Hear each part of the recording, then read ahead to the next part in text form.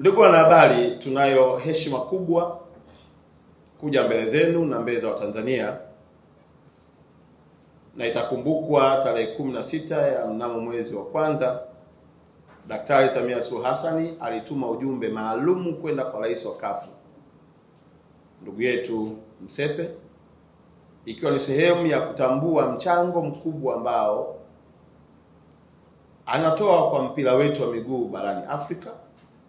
na kwa namna ambavyo amechagiza kuinua vipaji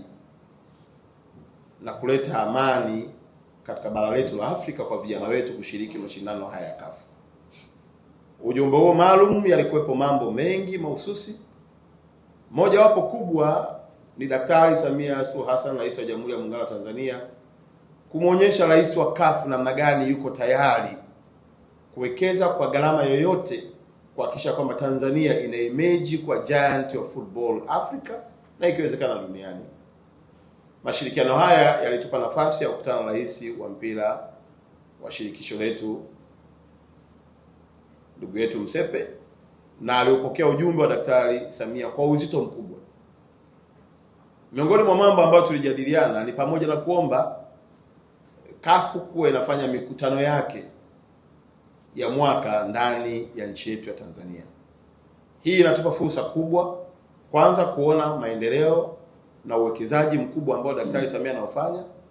na hivi karibuni mtaona kwa takwimu ya hivi viwanja vinavyojengwa Arusha, Dodoma, hapa mabadiliko ya Dar es Salaam, hivi viwanja vya mazoezi takriban almost tunaongelea trilioni 1.276, na hapo hatujaongelea miundombinu inayokwenda kuzunguka hivyo viwanja kuwezesha mashabiki na wachezaji kuingia katika maeneo haya muhimu. Rais wa CAF ndugu yetu Msepe amelizia kuja kufanya mkutano wake wa kamati tendaji hapa nchini Tanzania jijini Dar es Salaam, na leo tunavyoongea tarehe 9 timu yake ya secretariat inaanza kuingia katika jiji letu la Dar es Salaam na tarehe 10, na mkutano wao huu utafanyika tarehe 13 hapa jijini Dar es Salaam katika ukumbi wa Hayati. Tumeona tuwape habari hizi njema kwa sababu ni fursa kubwa, lakini pia ni diplomasia iliyojengwa na Daktari Samia Suluhu Hassan na kuiwezesha Afrika kuiona Tanzania ni moja ya nchi salama na yenye mchango mkubwa katika sekta ya mpira wa miguu, na kufikia hatua ya kuamua kuja kufanya mkutano wa kamati tendaji katika mji wetu wa Dar es Salaam, ikiwa ni sehemu ya utendaji na upitiaji wa mambo yao na mipango yote ya michezo ya Afrika nzima kwa mwaka 2026. Habari hizi ni njema kwa sababu pia viongozi hawa watapata nafasi ya kupata taarifa ya maendeleo tulionayo